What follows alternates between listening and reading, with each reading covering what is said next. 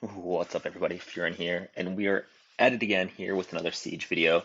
We're back kind of to the top of G3, but we're still not pulling any of the top guilds yet. We got Hurt and ONEX here today, so trying to help out with Rush. We're going to do a Miri Tian Lucian into this Dominic, Linway, and Chandra. Uh, I didn't actually change arts for this. I'm pretty surprised we wiped everything, but I think pretty safe comp. You should outspeed and at least kill the Dominic and the Lume. Next, we're hitting into this Monty, Escher, and Kamoon. It's an interesting comp. I'm running a Julie here. This is actually a little bit of a speed race, so if you're not fast, I wouldn't run this. Swift Escher will mess you up. We actually missed 2 out of 3 defense breaks, but we got the kill on the Kamoon and we're able to clean up pretty nicely here. This is why I really like Julie. We still missed the defense breaks, but we're still able to pull out a pretty clean win as long as we go first and kill something at least. We are going to hit this LD defense with Nana Iris and the Dark Onimusha. I'm still having a little bit of fun here. We're taking in our comp with QD. I'm not too worried about accidentally stunning this Onimusha and having him kill everything. He doesn't have attack buff, no defense break here. So you can see here he did about half my HP. We're just going to try and layer some bombs on him and kill him first. And as much as I can, I want to keep the Iris stun because I think the combination of heals and stuns from the Iris will be what actually ends up making this kind of scary. So if you didn't know, bombs actually make Dark Onimusha still lose his turn because the passive procs before the bomb goes off. So he cleanses himself, then the bomb detonates, and then he gets stunned. I'm thinking here about if I want to risk the Iris passive versus letting the Onimusha lose a turn.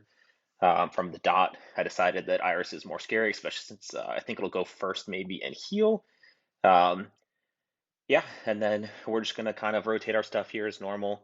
The defense break is a little scary on the QD. I think I actually have minus dark on him, kind of semi-ironically for TOA Hell, just in case he gets hit. That's where I use him a lot outside of this. I thought potentially I would kill here, but now we have 2 dots that should go off and finish off that Iris. A bomb on the Dark Onimusha that will finish him off, and we should be able to clean this up nice and easily here with our last set of bombs.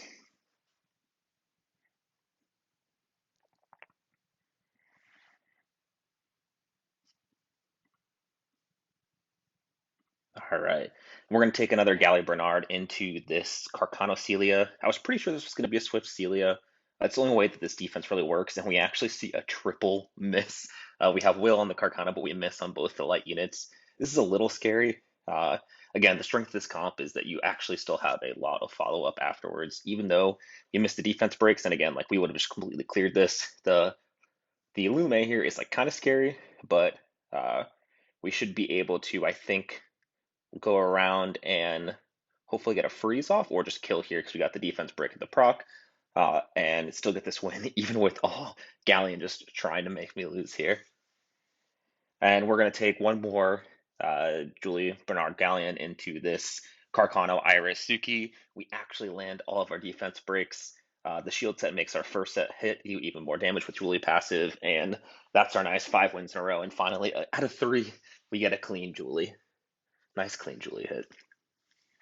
We're going to hit, this is kind of a weird defense. We saw Mo, Chung Peng, and Carnal. I just took Jean Leo, Helena. Probably something over the Helena is always good here. I just have this as a preset, to be honest, and I may be disrespecting this defense just a little bit, but Helena is a great Mo long tank because she has the built-in damage reduction. There's not a ton of other damage on this team, and I think that it's unlikely that these are all built high accuracy, like maybe Chung Peng. But we have max res on these units with the res lead. We have a decent amount of sustain between the Helena shield and the skill ones on the Jean. And then we're just mitigating any sort of add damage by speed with the Leo. And Helena just cleans this up pretty quickly. So we're prioritizing just getting our CC off. And I'm killing the Molong first because he's the more consistent defense breaker. But again, I think that there's not a ton of damage here. I think the risk is just that you maybe like permanent CC'd and proc done enough that they get just a lot of turns into you. But you can see here we're doing okay, and we're going to be able to kill off this Jung Peng, and then we'll just do some skill ones into the Carnal and hopefully perma-stun him. I think I'm deciding if I wanted to transform here, but Helena, if you either have water units or not 3 units on the field, you got to take a good look at the attack bars to make sure that you'll absorb enough in order to lap. And I don't want to just throw away this because I transform, Carnal goes in front of me and then stuns me in human form. That could be a loss for this one. But yeah, we got to use our nice new pretty paladin skin. I think these are really cool. I haven't really used any of the other paladins yet, so nice to find a way to work this in and check it out. Then we're gonna hit this Carcano Molly Vigor. I put this at double speed, and I think I cut out some of the middle. It's been a while since I've done Tractor Windy Lulu. Um, I don't think you want to watch this whole thing, but basically, usually when I see these double sustained Carcanos, it's usually like a YOLO Carcano with like heavy destroy. The weird thing here is that it did seem like it was a high damage Carcano, but it was not on destroy. I think there's a destroy set on the Vigor. So I potentially could have hit something besides the Carcano at first. Like the real risk, like the timer of this comp is that it stalls you out and that you get enough destroy on your different units to make your additionals do a lot less and potentially kill the Windy through all the protection that you have just because Carcano hits through that shield, and so it's not quite as mitigated as other things.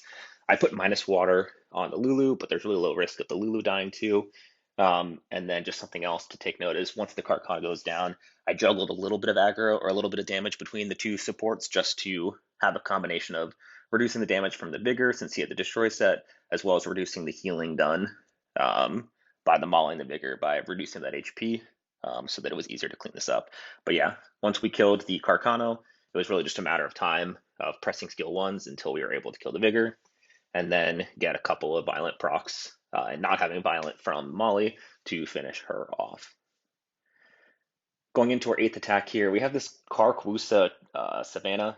I took this Feng Leo Riley. This is a comp that I think is uh, pretty nice into a lot of things. You just have a decent amount of sustain, and Feng does a lot of damage. I think here, because you have the Wusa shield and you don't have any strip, as well as Carcano with a YOLO build, and without like a consistent immunity, there's actually still a good amount of damage here. You can see that my Fang will end up getting pretty low.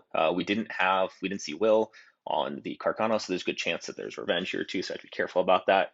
Once I kill the Carcano, it should be pretty clean, but I think that in retrospect, and I mean, again, just watching this clip, you'll see there was a lot of damage from this Carcano, and I think it's a little bit of a rune gap. I definitely could have lost this offense and should have taken something a little bit safer.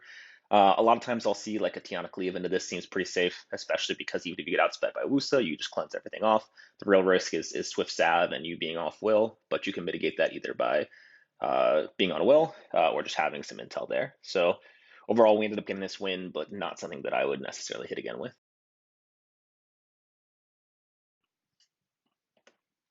Okay, and we're next going to hit this Chandra Nora Dominic with Tessa, Cha-Cha, and Rakuni. This is something that I haven't actually practiced a ton of. I think the comp is really solid. I think my piloting here is not great. We're running a fat, like 205 tick Cha-Cha with minus wind. We're running a Rakuni with plus wind. I think that potentially the damage add on Tessa could be different. Like maybe you kill Nora first, but you have a decent amount of cleanse from Rakuni and Cha-Cha. You have a lot of damage from I have a pretty high damage Tessa build here. If I had procced there that first turn on the Tessa, it would have just been over. You killed the Dom. But we're looking to just basically mitigate damage with the Cha-Cha S3 and the Oblivion on the Dominic from Tesarean to stop him from doing a lot of damage.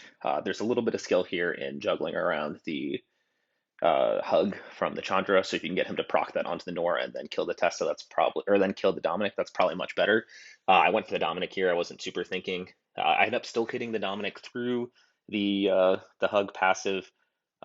Okay with the revenge stun here if it meant getting another 2 turns of Oblivion up on that Dom.